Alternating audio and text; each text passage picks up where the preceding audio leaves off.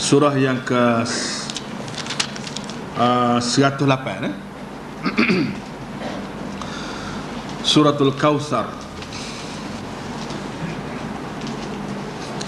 A'udzu billahi minasy syaithanir rajim. Bismillahirrahmanirrahim. Inna a'tainakal kautsar.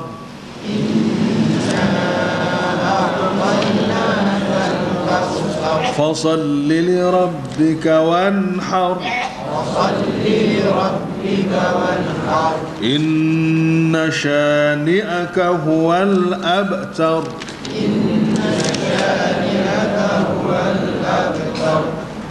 بسم الله الرحمن الرحيم أرأيت الذي يكذب بالدين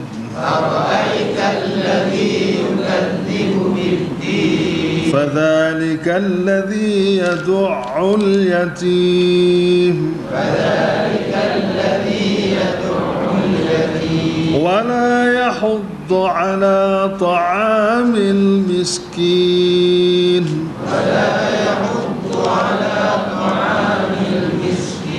فويل للمصلين الذين هم عن صلاتهم ساهون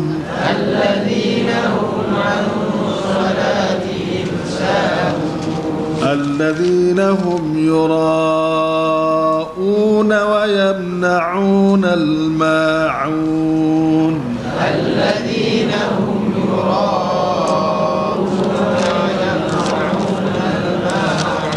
بسم الله الرحمن الرحيم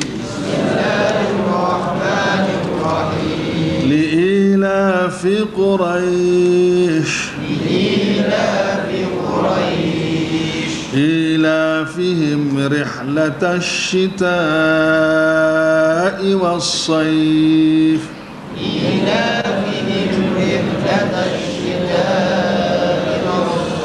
فليعبدوا رب هذا البيت الذي أطعمهم من جوع وآمنهم من خوف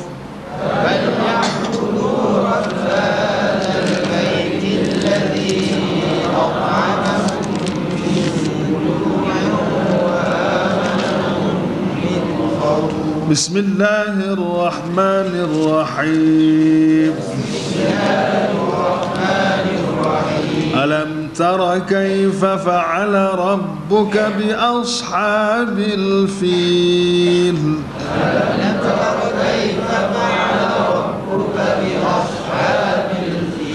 ألم يجعل كيدهم في تضليل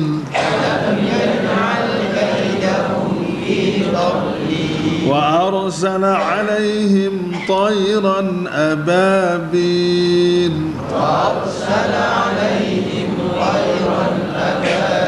ترميهم بحجارة من سجيل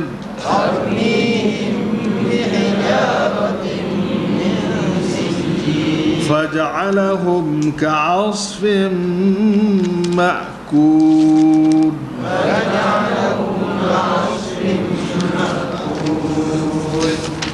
Sadaqallahul Azim.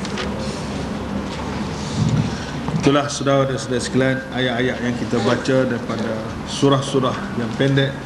Semoga Allah Subhanahu wa taala menerimanya selaku amal yang saleh dan menjadikannya sebagai pimpinan pada kita semua, menjadi cahaya kepada hati dan pemikiran kita, menjadi ubat pada segala penyakit, menjadi penguat pada segala kelemahan, dan juga menjadi harta kita dan simpanan kita untuk masa depan kita di akhirat nanti.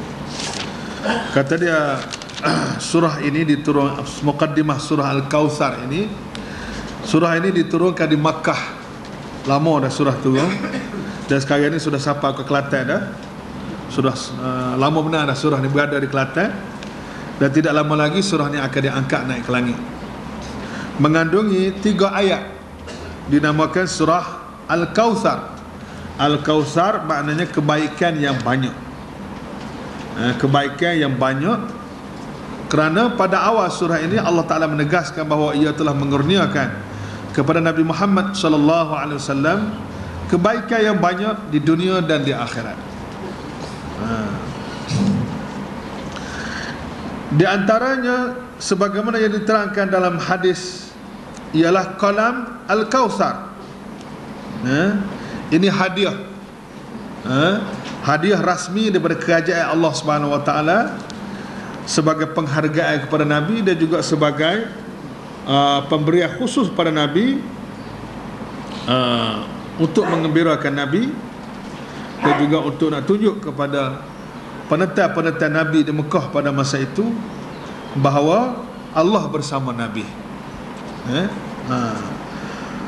Pada hari akhirat, baginda sendiri menunggu umat yang baginda sendiri menunggu umatnya yang taat datang minum dari airnya. Jadi ada satu jamuan rasmi lah, jamuan rasmi daripada Nabi SAW. Dan Nabi pada hari itu ialah dia jadi tuan kerja, jadi tuan rumah, orang bagi sebagai penyambut tamu lah, tunggu umat-umat dia mari minum air di kolam ini.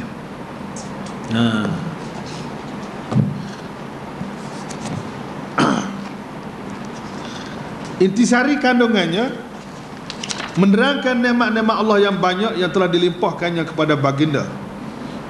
Lalu diperintahkannya mengerjakan sembahyang kerana Allah semata-mata dan supaya menyembelihkan korban sebagai bersyukur. Oleh kerana kita dapat anugerah Tuhan, itu caranya. Kena bersyukur. Salah satu cara bersyukur ialah dengan korban. Berkorban setahun sekali itulah. Atau korban tahun ni ada korban. Korban ni mana amalan yang kita buat untuk mendekatkan diri kita kepada Allah, itu dipanggil korban. Korban tu bahasa Arab. Korban di sini sebagaimana yang telah diterangkan, tidak terhad kepada menyembelih binatang korban sahaja. Ini huraian dan juga agak panggil pandangan Tok Guru kita Tuan Haji Muhammad Noor, yang melihat korban ni luah, seluah kehidupan manusia itu. Jangan duk nampak korban setahun sekali tu je, ataupun korban juga korban tahun ni. Tapi kata dia korban ni bukan hanya terhad pada sembelih korban sahaja, bahkan meliputi segala jenis pengorbanan untuk kebaikan masyarakat. Dia panggil korban juga. Sebab istilah korban ni daripada kurbun. Perkataan kurbun tu mana dekat. Istilah tu kena faham nak istilah tu. Kita Islam ni kalau tak faham istilah asal dia tu, dia tak jejak sebenarnya. Istilah dalam bahasa Arab dia tu. Korban tu asal daripada perkataan qurb, mana dekat. Kalau qarib, kaum qarib, mana orang yang dekat dengan kita, keluarga yang terdekat dengan kita, dia panggil qarib. Jadi perkataan korban ni keluar daripada tu lah.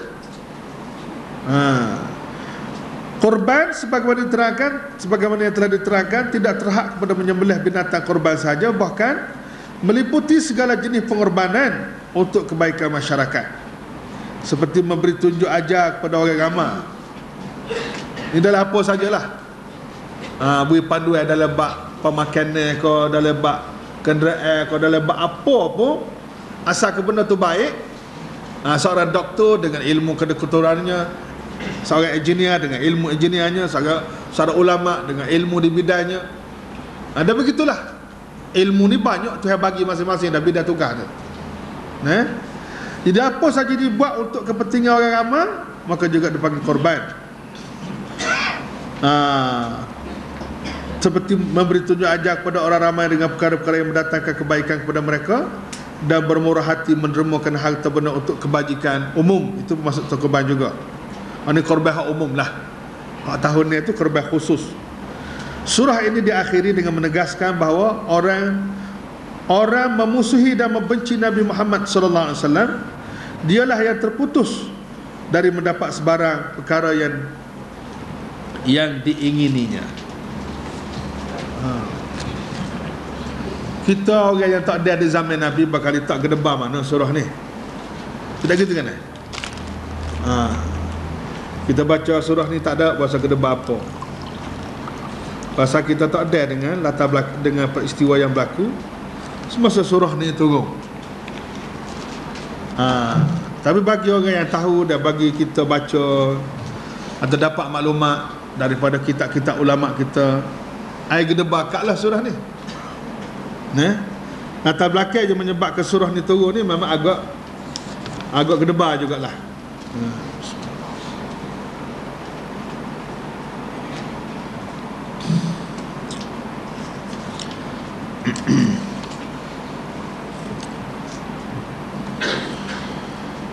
Lagu mana latar belakang yang menyebabkan turunnya surah ni?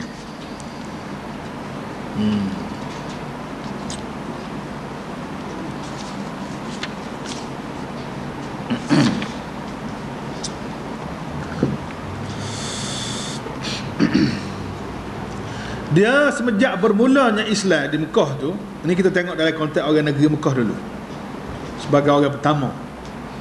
Jadi walaupun kita ditakdirkan lahir dalam satu zaman yang jauh dengan Nabi, tapi berbanding dengan orang menetap Islam zaman Nabi, jauh baik kita.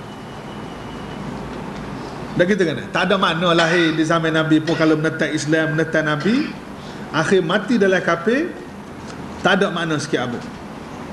Tapi kita alhamdulillah, walaupun lahir dalam zaman yang jauh dengan Nabi, tapi kita beriman dengan Nabi sallallahu alaihi wasallam. Jadi latar belakang pada surah ni ialah berat sebenarnya, iaitulah propaganda yang dilakukan oleh puak-puak anti-Islam dan puak-puak orang panggil musyrikin Mekah, orang yang menentang Nabi pada masa itu telah melakukan satu propaganda yang hebat. Apatah lagi apabila Nabi menolak tawaran damai, atau plan damai yang dikemukakan oleh musyrikin Mekah untuk orang panggil menyatu padukan agama lah kononnya. Nak menyatu padukan masyarakat Mekah dengan Nabi Muhammad dengan cara yang tak betul. Iaitulah sebagaimana yang dihuraikan pada minggu lepas melalui surah Al-Kafirun. Lepas pada tu, sebelum pada turun surah Qul ya ayyuhal kafirun tu, teruk dah dia punya propagandanya, tindakannya, berapanya, sekatannya, penyeksaannya, kezalimannya, macam-macam dah dia buat. Tapi lepas pada surah turun, setelah dapat keputusan Allah melalui surah Al-Kafir tu, lagi-lagi teruk dah dia lipat gandakan propaganda jahat, perancangan jahat dia terhadap Nabi dan juga konspirasi jahat dia terhadap Rasulullah sallallahu alaihi wasallam. Salah satu daripadanya ialah mereka buat propaganda istighfaf. Istighfaf ni maksudnya memperlekeh-lekehkan Nabi dan merendah-rendahkan Nabi, sehingga mereka itu mengguna segala isu yang berlaku dalam kehidupan Nabi, semuanya digunakan untuk menjatuhkan Nabi, merendah-rendahkan Nabi, merendah-rendahkan orang Islam, dan apa sajalah peluang yang ada tu kira dia tak sebab tu dia kata Syekh Wahbah Zuhaili, khulasah sebab turun ayat ni ialah istid'afun Nabi, iaitulah nak melemahkan Nabi, wastisghar atba'ihi, dan juga nak memperlekeh dan memperkecil-kecilkan orang yang mengikut Islam dan mengikut Nabi. Dan kebetulannya Nabi SAW ni anak dia hak lelaki meninggal dunia. Anak hak lelaki Nabi ni meninggal dunia. Apabila Nabi ni ada anak lelaki, dan kebetulan dengan kehendak Allahnya anak tu yang meninggal dunia, jadi isu juga. Antara orang yang buat isu ni siapa dia? Iaitulah ni hak orang panggil, hak orang anti Nabi secara, orang panggil apa nama tu, hak tradisi lah, nama Asi bin Wa'il. Asi bin Wa'il, ni orang yang penentang Nabi daripada awal sampai akhir. Orang menentang Nabi daripada awal sampai akhir, nama Asi bin Wa'il.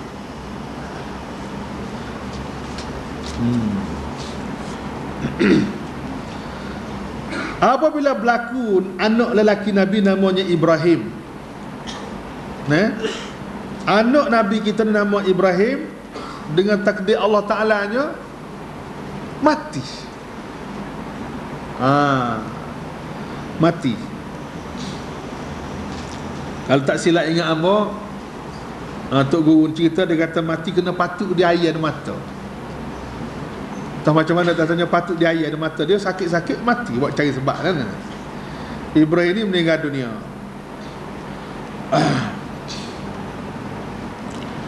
Anak laki Nabi ni ada berapa orang? Ada 2 orang anak lelaki, anak Rasulullah ni ada 2 orang lelaki. Lain tu puan belakang. Anak seorang lagi nama Qasim, seorang lagi namanya Ibrahim. Hak Qasim ni mati awal lagi, mati di Mekah. Tapi Ibrahim ni mati di Madinah. Dari pendek kata, anak lelaki ni mati belakang. Jadi orang Mekah dia berbangga benar kalau boleh anak lelaki. Anak puan dia tak ni sangat. Anak puan ni dia menyusahkan dia, membebankan dia. Sebab tu dia bunuh anak puan dia. Ada kamu hidup pada hak dia bangga benar, dia mengagung-agungkan ialah anak lelaki.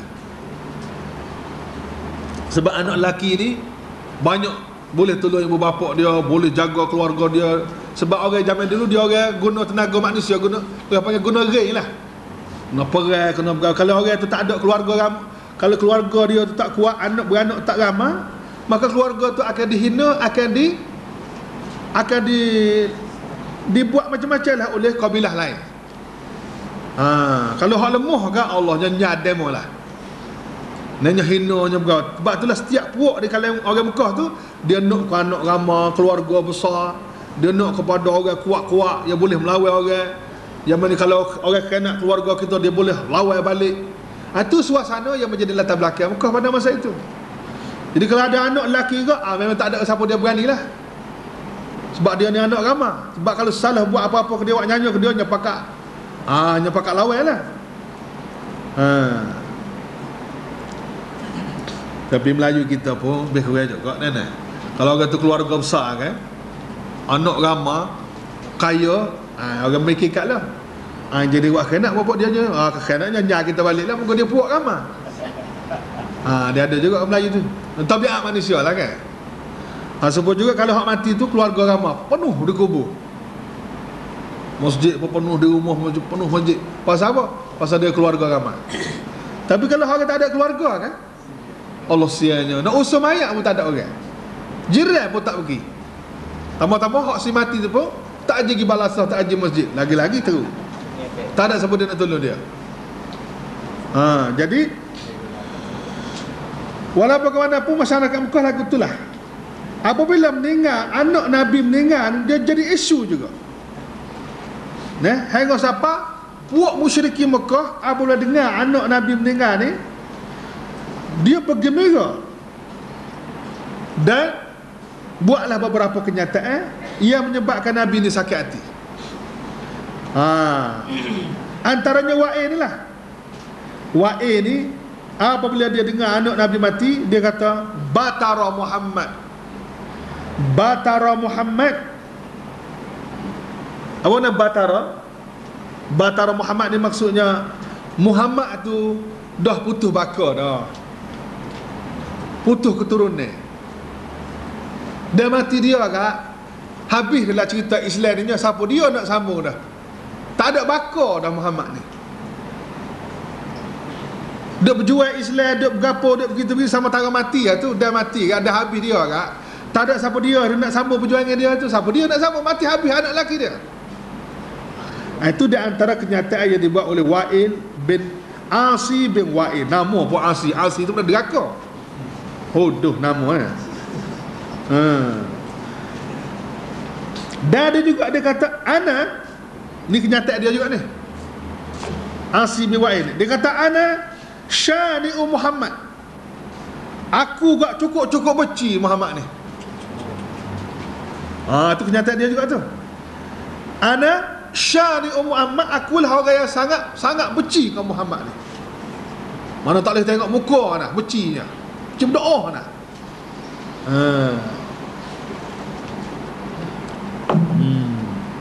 Itu di antara kenyataan dia juga tu. Apabila begitu, apabila puak-puak musyrikin ni duk melemahkan puak Nabi, duk merendah-rendahkan, dan juga duk buat propaganda jahat, duk buat kenyataan-kenyataan yang bukan-bukan, nak menunjuk betapa lemahnya Nabi, betapa lemahnya puak-puak Nabi, puak-puak Islam ni tak ada kekuatan. Anak lelaki pun mati. Lepas tu pula orang yang mendokong Nabi, orang yang bersama dengan Nabi, bersama dengan Islam pada masa itu, orang yang lemah-lemah belakang, orang yang miskin, para hamba, orang-orang yang tak ada kedudukan dalam masyarakat, dalam negara. Hak kaya-kaya tu semua menetal belakang. Itu dia. Jadi Islam ni ada gapo? Muhammad tak ada gapo? Boleh bui gapo kau orang Mekah ni? Bah dia ada gapo? Kalau kita masuk Islam boleh gapo? Itu cara mikir orang Mekah pada masa tu. Bagi dia Allah ni tak ada dalam kepala dia. Bagi dia Allah ni tak ada dalam kepala dia. Ia ada dalam kepala dia, kalau kita masuk Islam boleh gapo. Sebab itulah cara pemikiran ia diajar dan ditanik oleh pemikiran Mekah atau pemimpin Mekah pada masa itu. Itulah pemikiran perdana yang menguasai orang Mekah pada masa itu. Apabila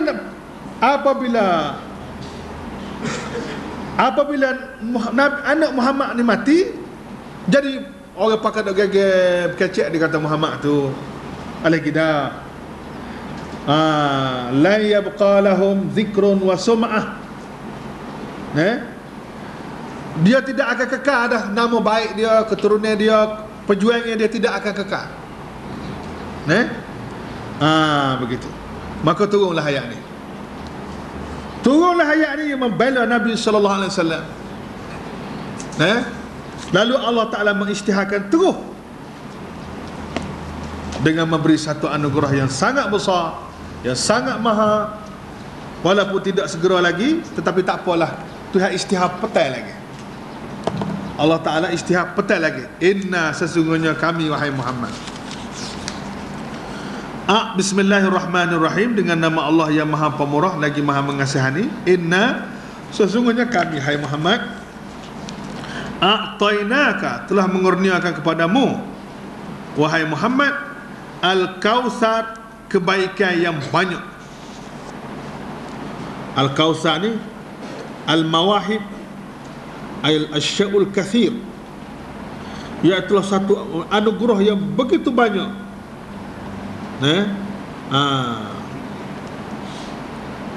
Walaupun engkau diperlekeh, dihina, direndah-rendahkan oleh musuh kamu, tapi kamu tetap menjadi orang yang hebat, orang yang kuat, orang yang mendapat anugerah yang banyak di dunia ini dan juga di akhirat nanti. Pasal apa Nabi dapat anugerah yang banyak? Sebab pertama, Nabi ni ialah orang yang mula-mula sekali bawa Islam. Orang yang mula-mula sekali, penerokok lah orang panggil. Jadi oleh kerana Nabi ni orang mula-mula sekali bawa Islam, maka semua pengikut Nabi ni, semua pengikut Islam ni, sebanyak mana boleh kau orang tu, banyak itulah boleh ke Nabi. Itu benar Al-Kautsar. Dalam satu kenyataan Nabi kata ad-dallu 'alal khairi kafa'ilih. Orang yang melakukan, orang yang tunjuk jalan, orang yang tunjuk jalan, tunjuk ajak untuk membuat sesuatu kebaikan itu, Dari segi pahalanya, supaya dia buat dah. Jadi Nabi lah orang mula-mula sekali. Jadi sebanyak mana umat Muhammad ni dapat pahala, dapat ganjaran, banyak itulah dia dapat. Walaupun orang pakat nak belakang-belakang gila, kita tak ada nak cari kerajaan dia, dan kita tak ada nak gapo pohon dia. Sebab kita cukuplah hasbi Allah. Apa makna hasbi Allah? Hasbi Allah tu baca molek sikit biar rapat sungguh ke hati. Hasbi Allah maksudnya cukuplah Allah tu bagiku, tak payah orang lain dah. Itu makna hasbi Allah. Cukuplah Allah tu bagiku, segala-galanya cukup. Aku tak ada nak dah kat orang, aku tak ada nak dah ke dunia, aku tak ada nak dah hak dah duk tawar macam-macam. Aku tak saya cukuplah dengan Allah itu. Wa ni'mal wakil, dan Allah itulah sebaik-baik orang yang kita boleh harap ke dia. Kalau kita serah gapo-gapo ke dia, jadi kerja. Itu mana al-wakil. Tawakal itulah. Kalau kita tawakal ke dia, dia sebagai wakil, maka Allah tidak akan mensia-siakannya. Baca balik hasbi Allah tu ni. Dan itu dari segi pahala ni. Al-Kausar ni ada juga ulama yang mengatakan pahala yang banyak, ganjaran yang banyak. Dan ada lagi Al-Kausar juga dengan dua-dua tu boleh pakai kedua ni. Al-Kausar juga dengan makna qalan Nabi. Kita dah berdoa sama tu.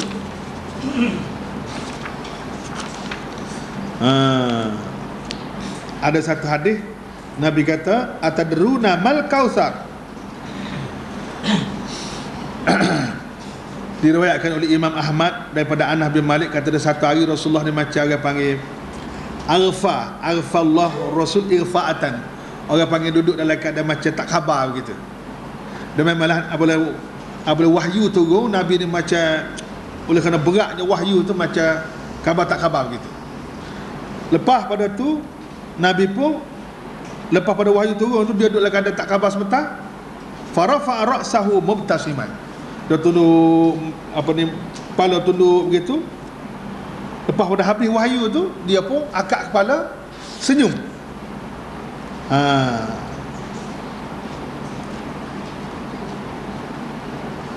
Apabila senyum, lalu sahabat-sahabat bertanya, lima dahikta?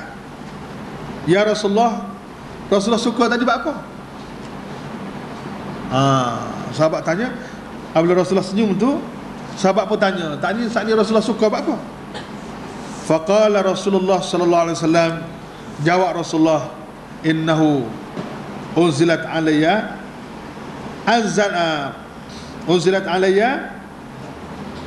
anifan surah. Baru sekejap saja diturunkan kepadaku satu surah. Lalu Nabi pun bacalah inna a'tayna habis sampai habis ni. Lalu Nabi pun tanya balik, faqala atadruna mal kausar? Kamu tahu ke tidak apa dia itu al-kausar? Qalu Allahu wa rasuluhu a'lam. Allah dan Rasulullah lebih tahu. Jawab Nabi, huwa nahrun. Al-Kausar itu satu sungai. A'tani, sungai, bukan kata kolai semua orang buat kolai tu tak. Kolai jenis sungai. A'tani Rabbi, a'tanihi Rabbi. Sungai tu Allah Ta'ala beri kepadaku fil jannah. Sungai tu bertakuk dengan syurga. Sungai tu memang sungai dalam syurga dah. Alaihi khairun kathir, dan memang sungai tu banyak kebaikannya. Taridu alaihi ummati yaumal qiyamah, dan di akhirat nanti umat-umatku akan mari minum air di situ. Mari minum air, bukan setakat minum lah. Kita jumpa dengan sungai lah ke mana kan? Bukan setakat minum lah ni, basuh muka lah, mandi macam-macam lah kan. Cuma dipanggil minum. Pukul kita pergi ke Mekah lah, tak pergi minum air di apa nama tu, Zamzam ke, dia istilah minum. Tapi apabila kita tengok tempat minum air Zamzam tu, bukan setakat minum, mandinya berapa, habis basah. Lah ni kajian terpaksa buat paip yang kecil untuk minum, betul-betul minum lah. Dia buat paip tu, buat gotu tinggi, apa nama tempat, payah nak nak. Pakat. Rokah betul lah manusia kan. Nya pakai mandi habis basah. Moga berjuta manusia. Di kalam Nabi pun begitulah. Bukan setakat minum sajalah, macam-macam moga tak lama dah tak berjumpa air duduk pada masa tu kan. Aniyatuhu, dia punya bekas hak nak guna di sungai tu. Bekas sama ada jenis beldi kau, jenis gapo kau, jenis bekas minum air, gelas semua sekali. Alat-alat lah tempat tu. Gayung lah, gelah lah, macam-macam lah awak minum gapo dah. Ada dulu kawakib sebilangnya sebanyak bital lagi. Moga gamak nak jamu kan. Lagu mana gelah, lagu mana bekas minumnya, bekas kegunaannya lagu mana tu kita tengok sendiri dah. Ramai tak kerti nak ayat. Kita tengok sendiri lah. Ni maklumat awal sebenarnya. Yahtalijul abdu minhum. Kemudian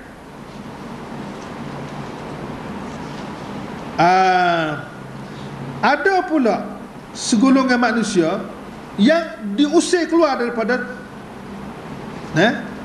apabila marilah ada hamba-hamba Allah yang mari nak serbu nak minum air situ, lalu ada sekumpulan pengawas di kalangan malaikat hamba orang ni jangan masuk, tak boleh masuk. Tak boleh masuk kawasan itu hamba tu baik, halal tu baik. Itu maknanya yukhtalajul abdu minhum. Kemudian fa'aqul, lalu Nabi kata, ya Rabbi innahu min ummati. Dia kata malaikat mengadu kepada Allah, ya Rabbi, wahai Tuhanku, innahu min ummati, ya Allah ini umatku tu. Ya Allah ini umatku tu. Apa dah hamba dia nya?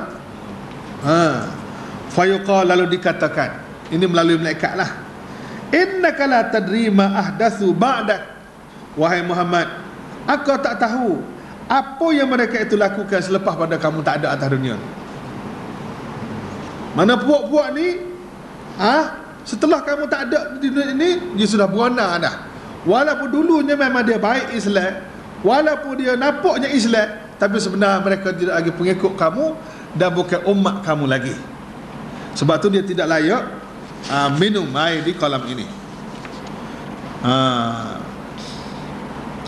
Boleh faham tu nenek? Begitulah maklumat awal yang kita dapat. Jadi saudara sekalian, oleh kerana kita pun nak beramal itu maklumat hak berkenaan dengan Nabi, kita sendirilah ke mana kita sendiri, supaya kita juga mendapat anugerah daripada Allah yang kalau boleh, kalau tidak sebanyak Nabi pun biar banyak katalah. Lagu mana kita hak gia kita pula lah?